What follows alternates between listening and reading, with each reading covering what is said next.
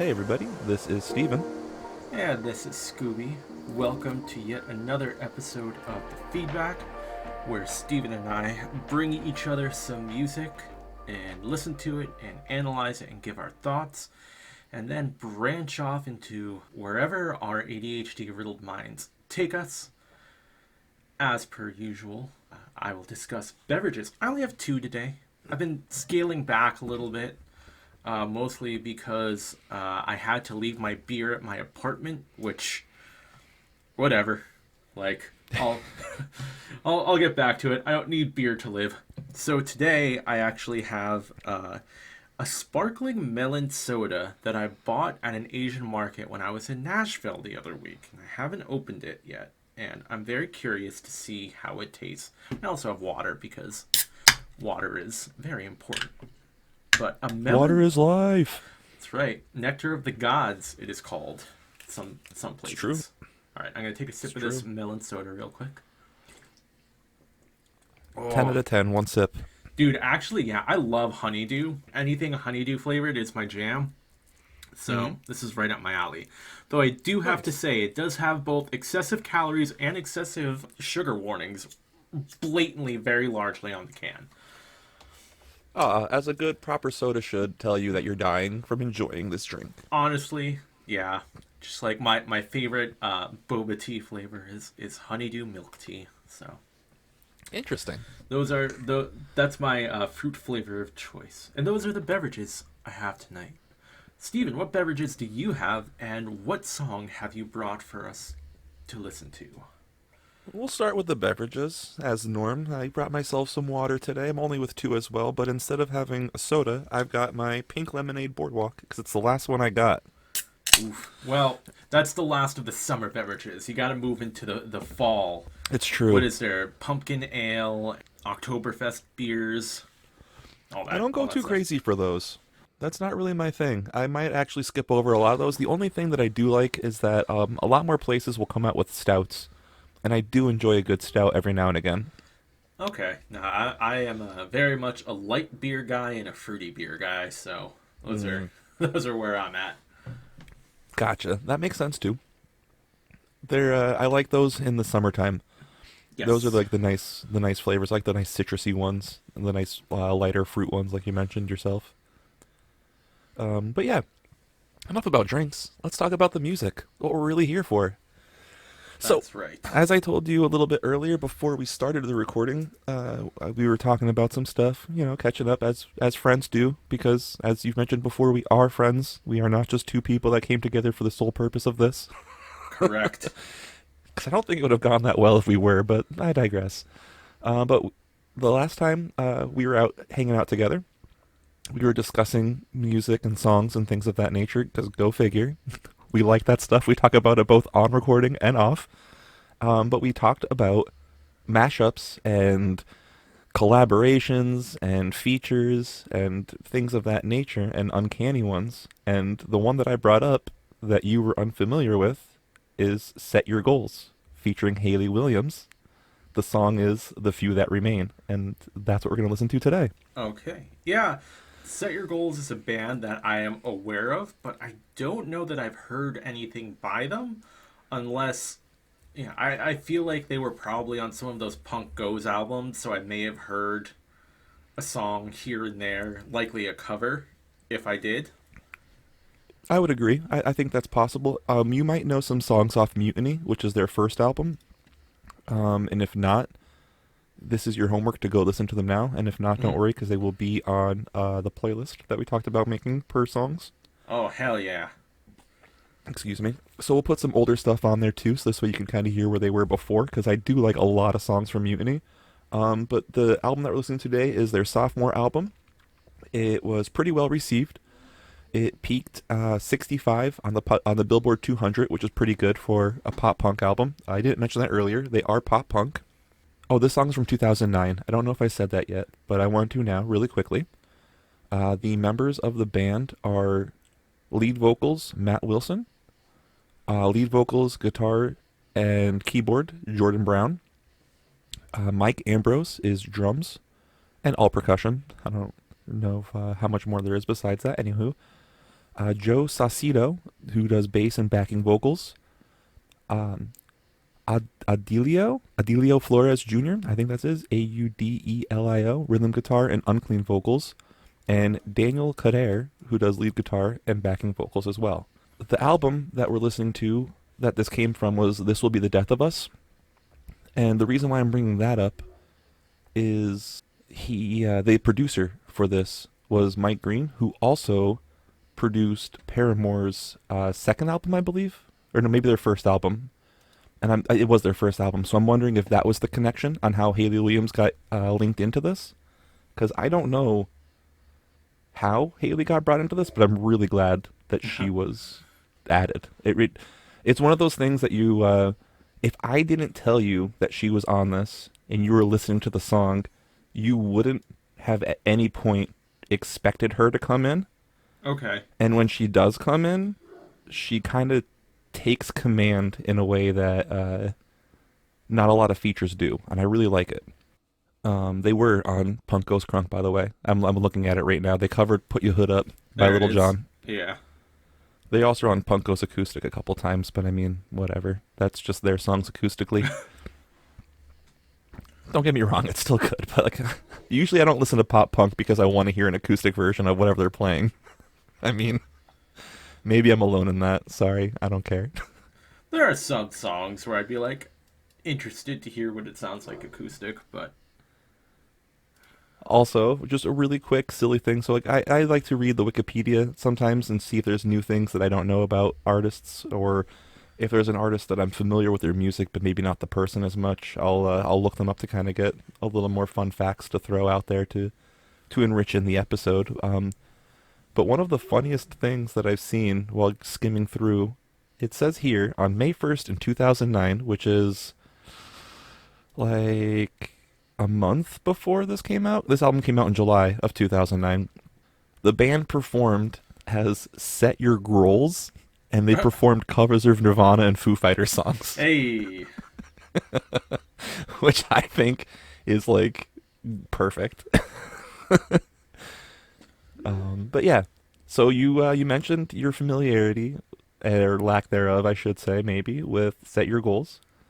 I know you're familiar with the pop punk genre, and I know you're familiar with Hayley Williams. all correct. But yeah, that's why I brought this today and didn't tell you too much earlier, because I had a feeling that if I mentioned why I was bringing them or remembering anything like that, you might spark the memory to remember that we're listening to these guys. But that's okay. I'm glad I didn't, and Yeah. I'm excited for you to hear it. You know I have the memory retention of a goldfish. It's very true, you do. But yeah, I don't think there's much more we need to do other than go ahead and give this a listen so that we can get your first take on this when it's over. All right. What do you think? Sounds like a plan to me. All right, everybody. Well, we will see you after the song is over. But before then, one more time, we're going to listen to Set Your Goals featuring Hayley Williams, and the song is The Few That Remain.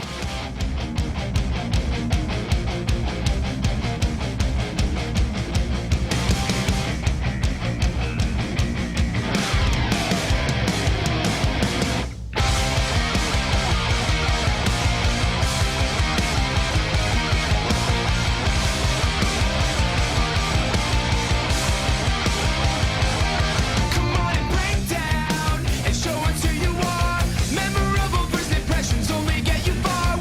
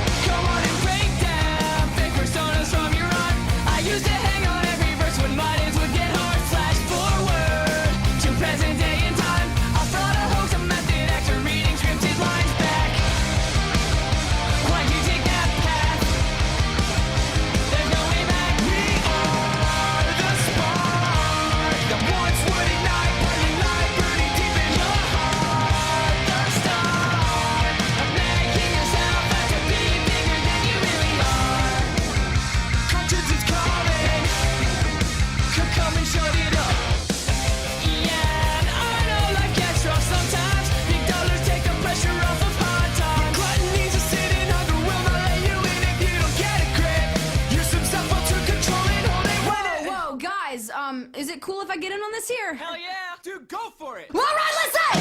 Oh! I see you ready, set, go! With unqualified bright orders of your disguise explode! Watch us double up on those who try to intimidate our nowhere eyes. Fabrications of a buster living within a lie. If you come back, you'll have to get through all of us. We are the spark that once would ignite, burning light, burning deep in your heart. The start of making yourself out to be bigger than you really are. You will still be held to build. A belief within me that I carry to this day. Pass the torch, you can no more. What a shame, who's to blame when the mighty fall from grace? Go settle up with the kids fed up. This time we want for you to man on up, right? And I care for all your crimes. Go settle up with the kids fed up.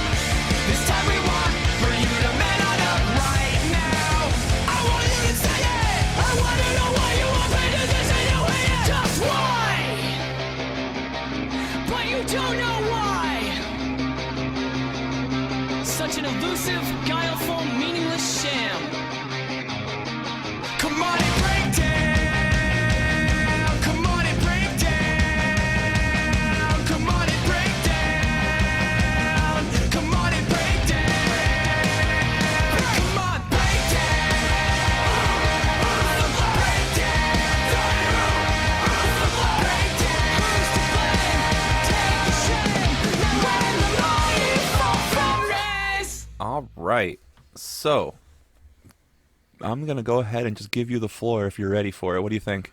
Yeah, the first thought that I had was that we have covered and also talked about some songs that sort of have this message of, I guess, people who think they're too good for other people. Mm-hmm. And I feel like this song would fit right in with those other songs that we've discussed. Those songs being LAX by Big D and the Kids Table, which we have covered on this podcast. You should go listen to. The other song that came up a lot that we haven't covered is Admit It by Say Anything. And that's also kind of a message that pop punk conveys a lot of the time, is like, rally against people who think they're just better than other people, and just being like, you're not. Like, you're just the same as us, and we'd like you a lot better if you would act like us. Not in a conformist sort of way, but in a you're being a dick kind of way. Right. I was going to say that I would say that a good way to sum up pop punk is bubbling up aggression towards the lack of humility and humbleness in the general public. Yeah. But one thing that I love about this song is that, as you mentioned, it's kind of got that different. It's still got that call out method. It's still like, hey, what the hell? What the fuck? You know, what's going on here? The thing for me is that this song feels like, very much, if you look through it and listen to it a little bit deeper too, and you pick up on some of the lyrics after thousands of listens that I have, you kind of get the notion and the hear of, like, it feels like they're calling out not people specifically as much as they're calling out musicians. Mm-hmm. At least this song specifically, not the band as a whole, but this song specifically. And in the very first verse, the second line, memorable first impressions only get you far when you stay true from beginning to end. So that, to me, like that call out right there just makes me think of Good Charlotte and Lifestyles of the Rich and the Famous, because they made a song about how rich people complain about everything and all they do is whine and cry, and they got to be big time millionaires off of that immediately and started living the same life that they were just complaining about people living, like, and it was kind of just like, wow. Yeah. Really? Yeah, the notion of selling out has always seemed strange to me, where if someone is able to make a comfortable living doing what they love by, say, maybe like doing an ad for a company, or like doing a song for a movie, and then people get upset about that. And, obviously, to play devil's advocate, if say a band like, well, we could even say Set Your Goals or like Paramore or Blink 182 were like, yeah, we're gonna go play at a Trump rally. Sorry, politics, I know, it's the first thing that jumped to mind, but a lot of people would be like, excuse me. That's a little different. Yeah. Like that, Yeah. that sort of extreme, I think there's a basis to be like, are you serious?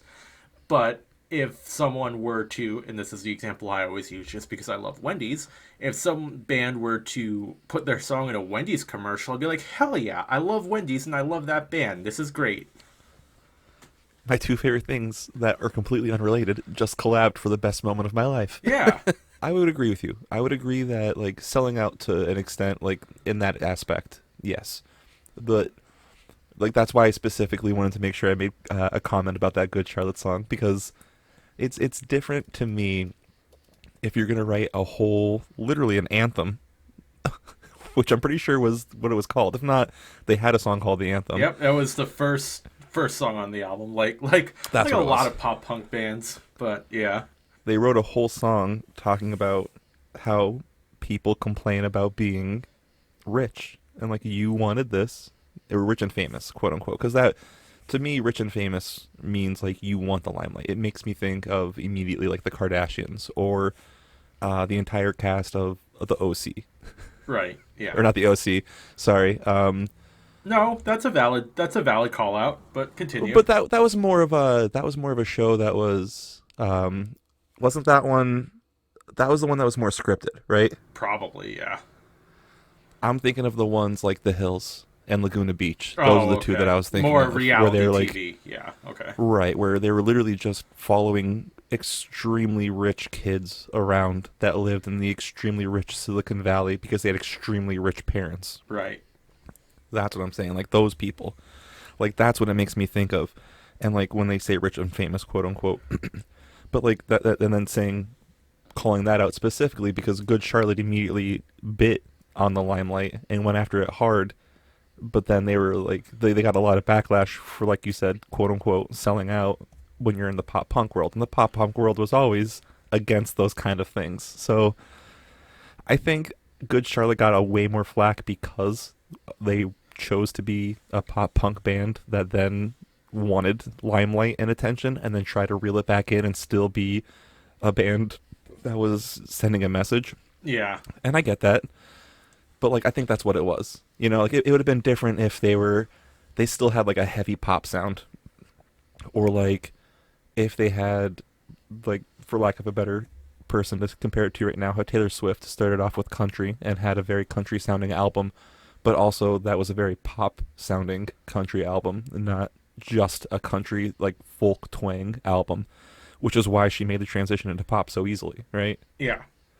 And that makes sense. That's a sensible transition. The same thing like when we talked about 2 weeks ago, when we had Avenged Sevenfold, and we're talking about how they made a transition from a very aggressive shouting, yelling to just an aggressive, strained vocal heavy rock versus just like an undecipherable scream rock, right? Yeah. Like those are ones that make sense. But then, you know, to circle back to that lyric, when you make a whole album saying fuck rich people, fuck people that are just trying to be famous and are only doing that, to a band that went nonstop just being on MTV and not even playing music anymore. Literally one of the lyrics they got called out on. Anyway, this isn't about this. Let's move on. Well, speaking of vocals, you mentioned before the track started that you said that when Hayley Williams jumps in, she takes command of the song. And honestly, like, I have to agree with that. I feel like, and I'm a pretty big Paramore fan. I wouldn't say I'm a huge fan. I definitely listen to more of their earlier work than their later work. But I feel like the verse at least, that she pulls off is perhaps the most aggressive vocals I've ever heard from Hayley. When did this album come out? You said 2009? Okay. Correct. So 2005 was Paramore's debut. All We Know Is Falling, and then Riot must have been like 2007, 2008, and that's when they really 2007 blew. sounds right, yeah. That's when Paramore like really blew up. But Mm-hmm. yeah, I think this is the hardest I've heard Hayley go vocally. Yeah, and I think that's definitely a part of why I think she takes so much command, like you just so nicely said as well, because like not only is it aggressive in her voice and the strain that she's putting on it, because she almost has like those growls going on too. Like she could be headlining a metal band right now, and I'd be like, fuck yeah, let's go.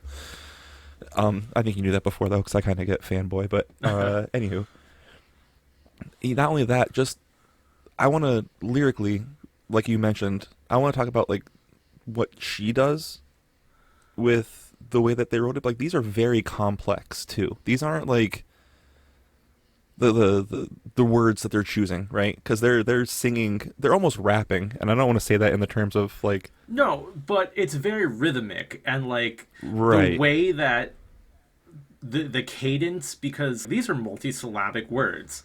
Watch us Yes. double up on those who try to intimidate unaware eyes. That's a mouthful. Like Yeah, and the way Yeah. like she just pulls it off and it doesn't sound So forced. smooth. Yeah.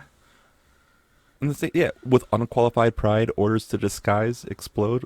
Yeah, like the Because- line that just before it that breathes into it too, and like it's not just they're not like you just said that they're multiple syllable words. They're not just going off of those easy like 1, 2, 3 syllable words where they can bop bop bop bop bop Yeah. bop. Like you can do that easily. No, they're going hard with long. Yeah. And- I was gonna say, not only is she doing it, they're both doing it as well. In the beginning of the song, they start off like everything. They're the whole way through. They're not taking any shortcuts. They definitely are very like well thought out lyrics the whole way through. You mentioned almost like how they're rapping, and they're not really, but they do have that cadence and flow. And I think the important thing that really pushes that similarity to rapping is the internal rhymes, which is something that you Yeah. usually get a lot in rap and hip hop and not so much in other genres of music. But there's a lot of those in this song where they have those internal rhymes of words that rhyme within the same line that have that sort of rhythmic cadence to it.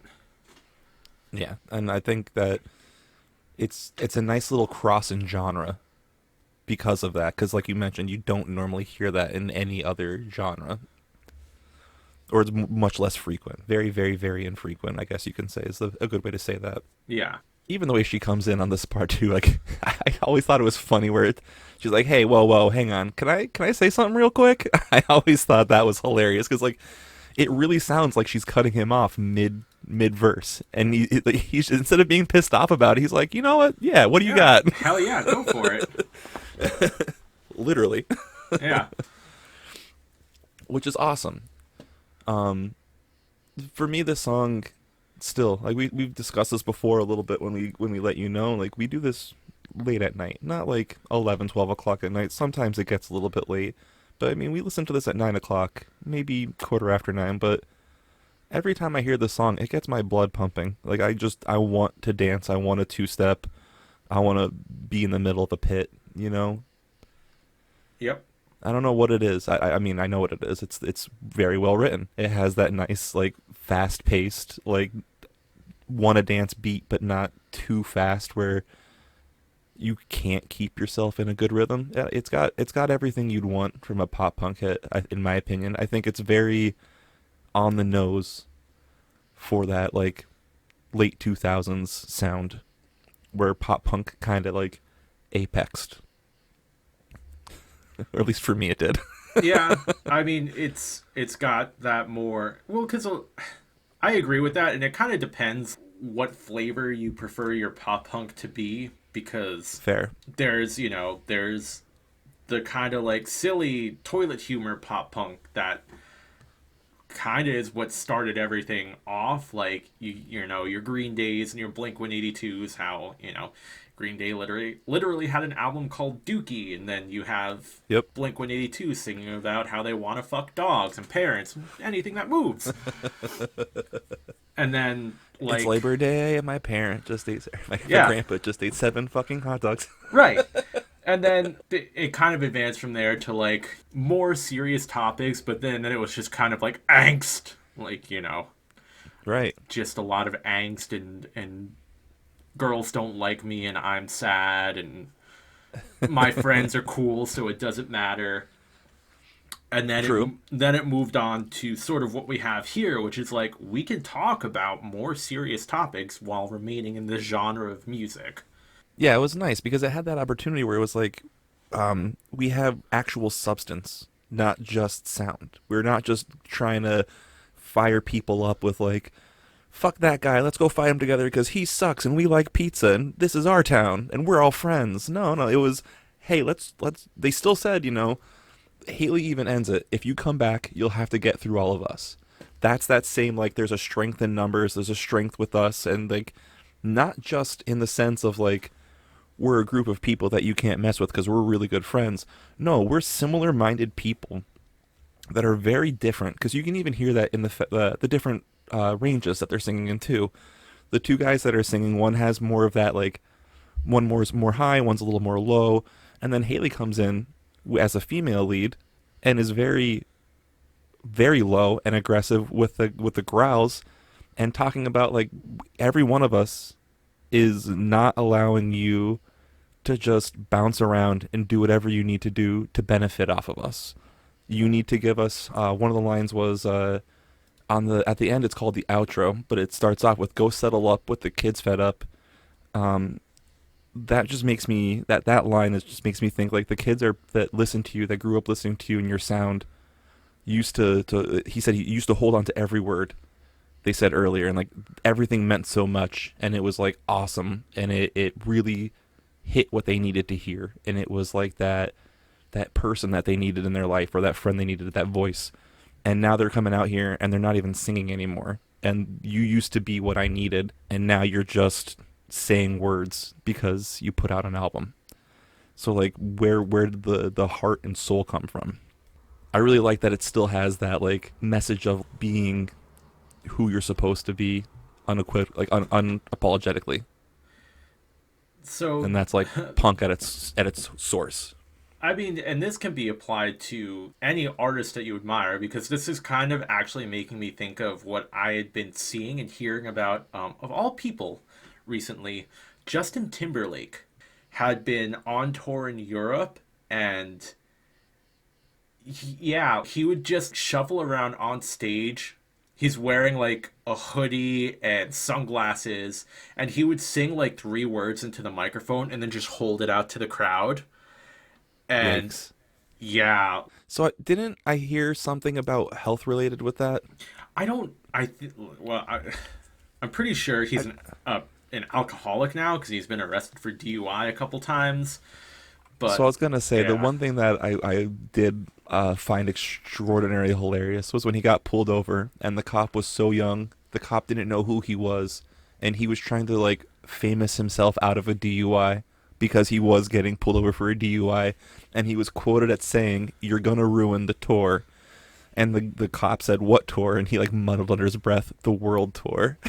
yeah, and like So like I remember that, and it's like, ugh.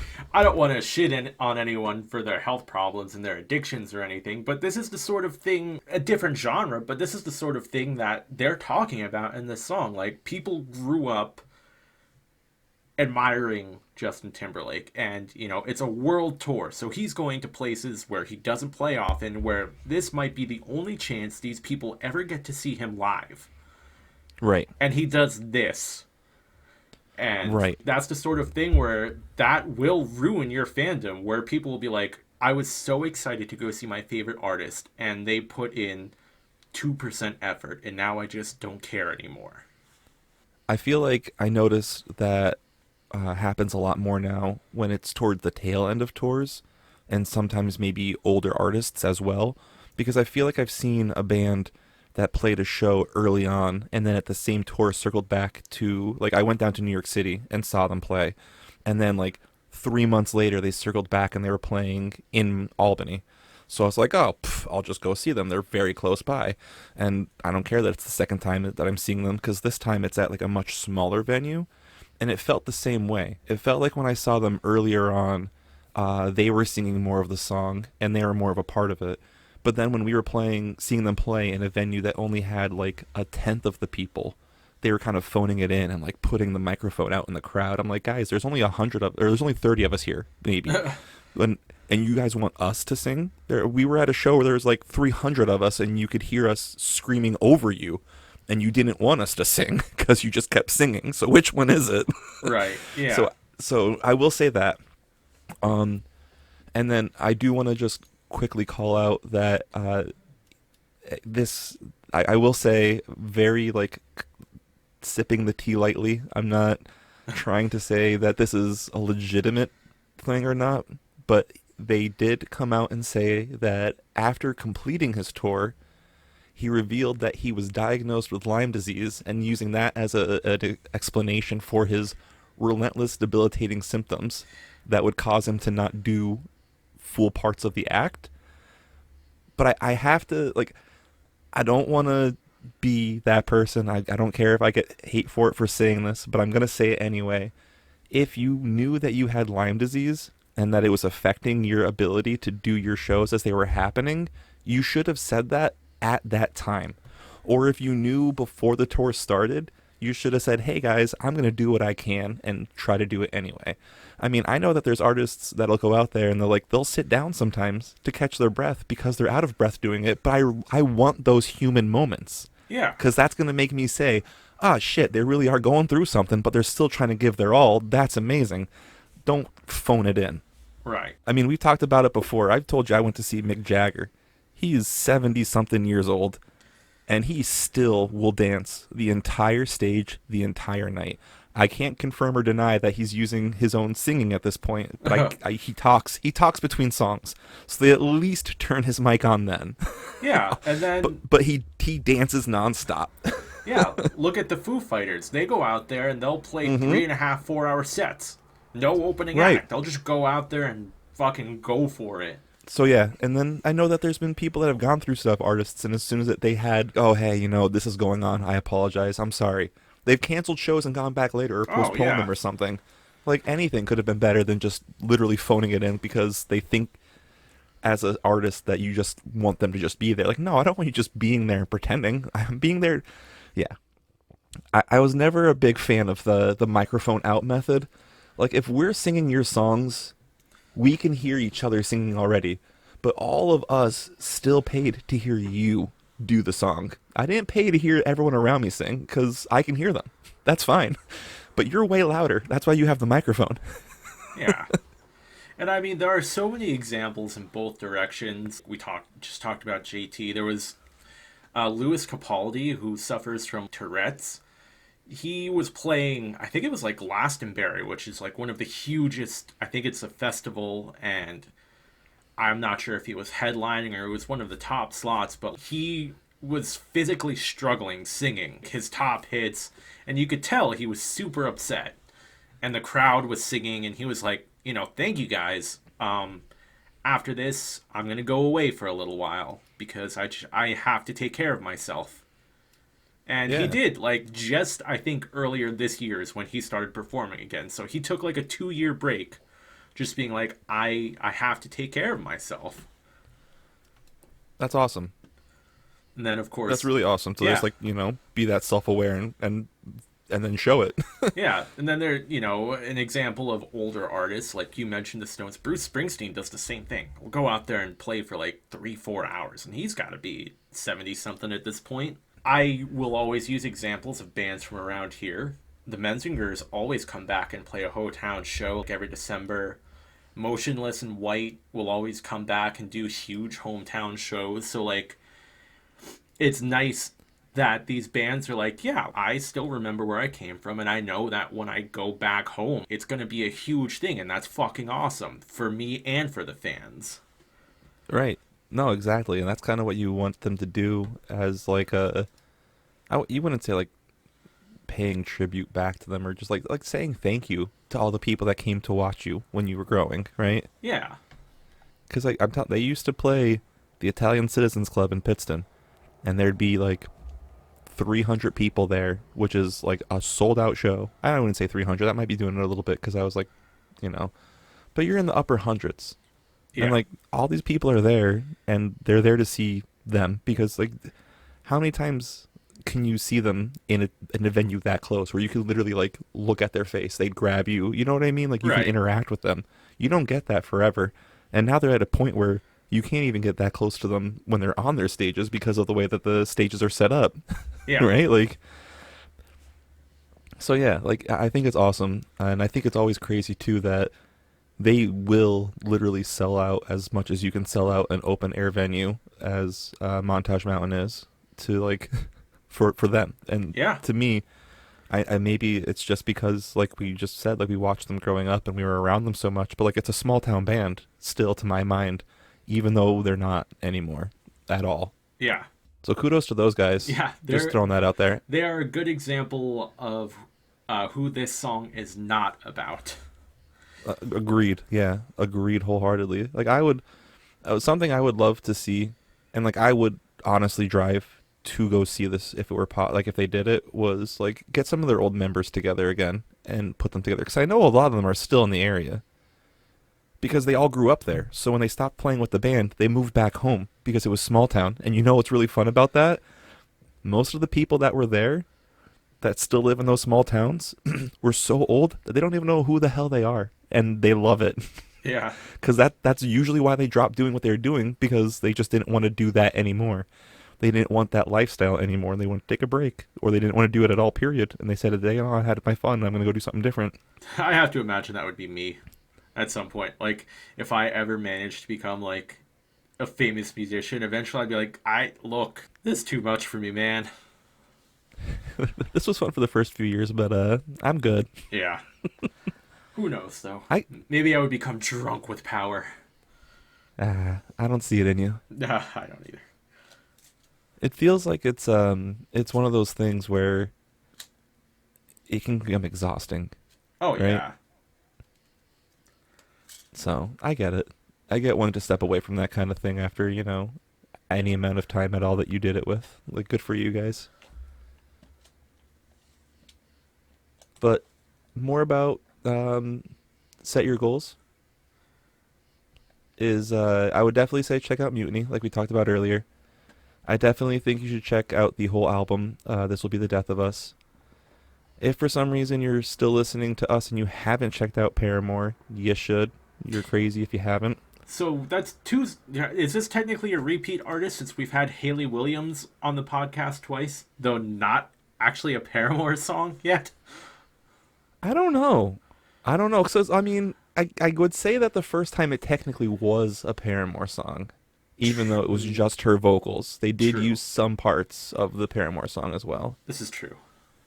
And this is just Hayley Williams, so it's technically not. But I was going to say I did want to bring a Paramore song soon, but I was worried about it being a duplicate because of the mashup. As long as you don't bring Still Into You, I think we're good. Listen, What if I wanted to? Because that song is great. next, like, I don't know. It's phenomenal. It is a phenomenal song. It is.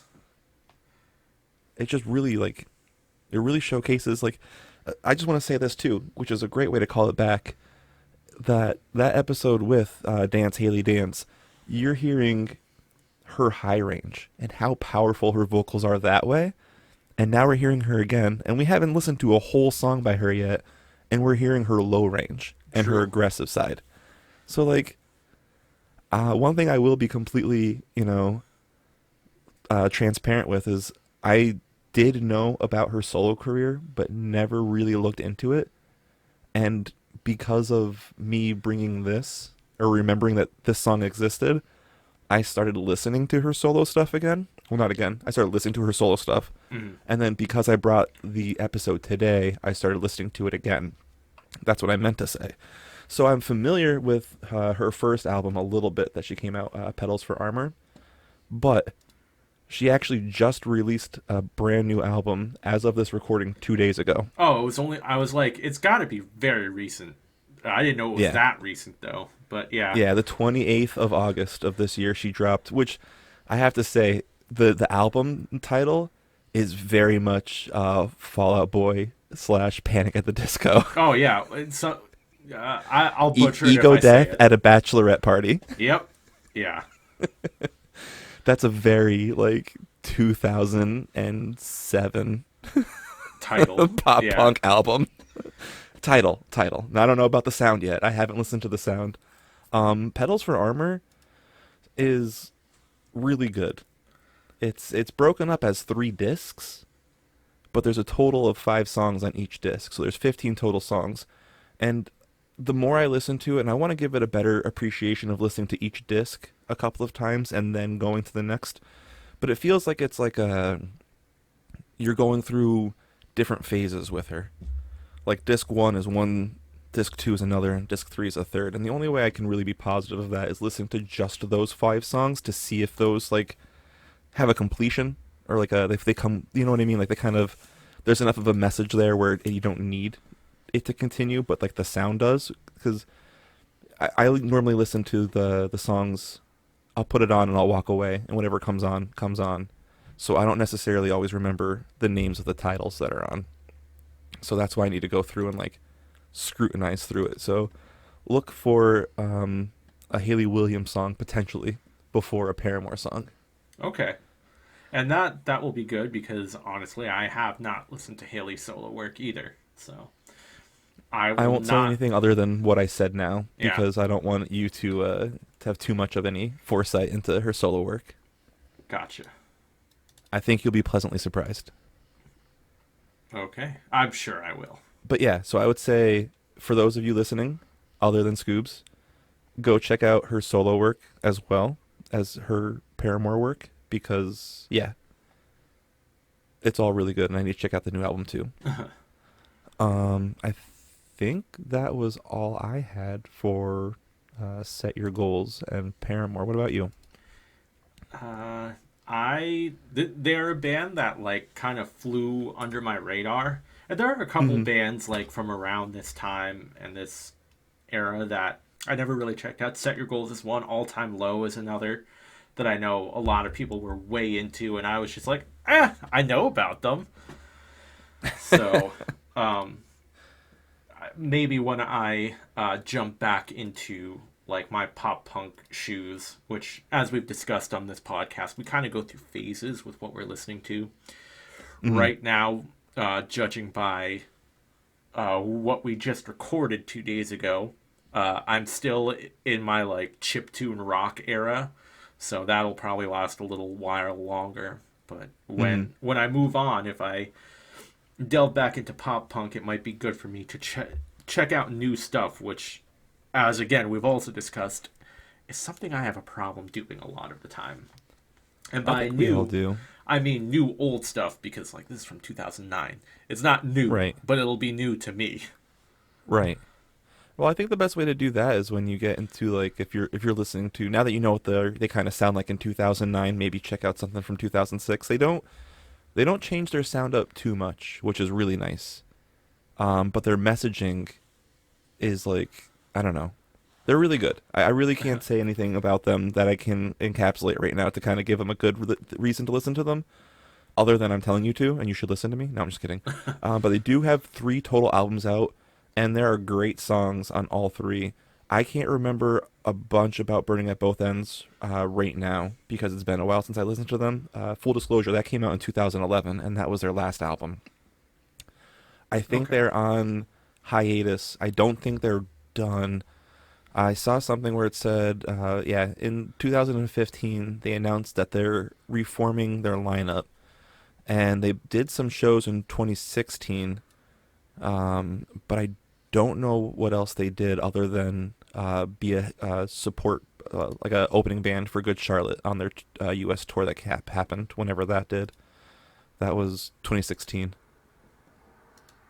So Good Charlotte had a tour in 2016, and that was the last time Set Your Goals did anything as far as that. And they also have some EPs that are from 2015, but I didn't listen to that. But I do know that like there are bangers up and down, left and right through Mutiny and This Will Be the Death of Us, which are their first two. And I feel like they had easily like 6 or 7 bangers on Burning at Both Ends. So look for them on that little mini playlist. You'll get a decent amount of Set Your Goals and a little bit of Hayley on that too, just to kind of circle it all together.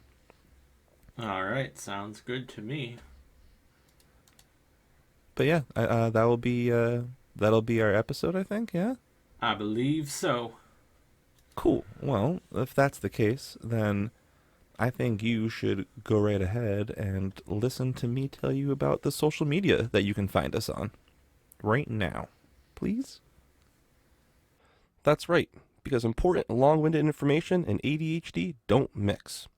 But I hope if you've made it to this point, you like what Scoobs and I are doing, and hopefully you like it so much you want to shout it from the top of a mountain.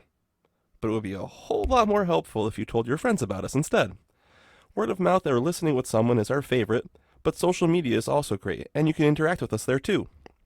So please come by our Instagram, Blue Sky, or Facebook, where you can find us as The Feedback, or on Twitter, formerly known as Twitter /X, at @thefeedback_PC, to see what's coming next, suggest a song, talk about our latest episode, or just talk about anything.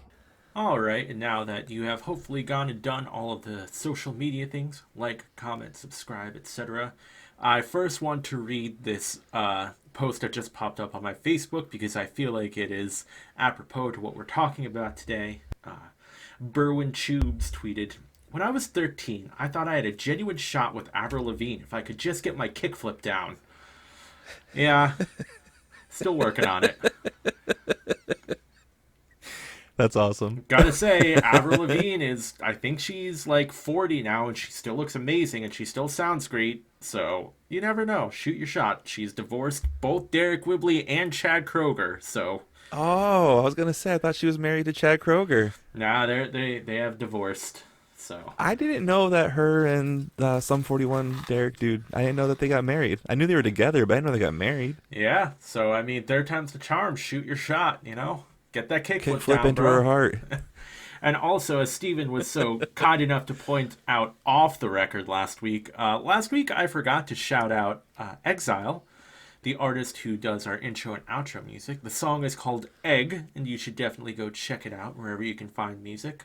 Check out some of Exile's other tunes. It's all good stuff. Yeah, that was a little out of sorts last week, but we're back on track now, baby. So Hey, it was a long time between recordings. That happens. You were on vacation. Things came up. yeah, 3 weeks, man. It was a long break in there.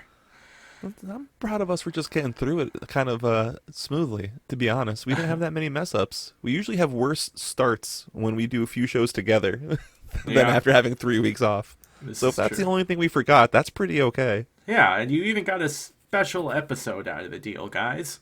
How about That's that? true. All Yeah, right. this puts it into the correct timeline for those of you keeping track at home. Yeah. All right, everyone. Thank you for listening, and join us next week for whatever we dig up next. Goodbye.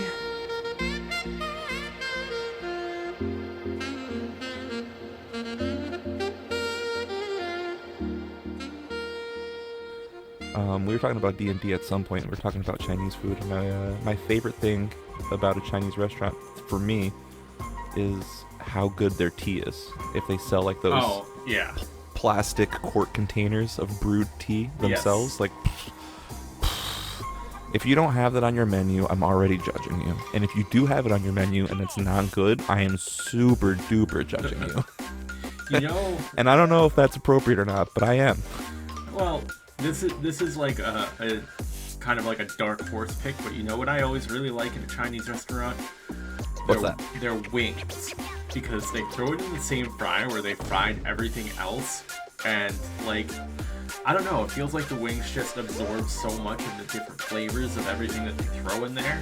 Oh, big fan.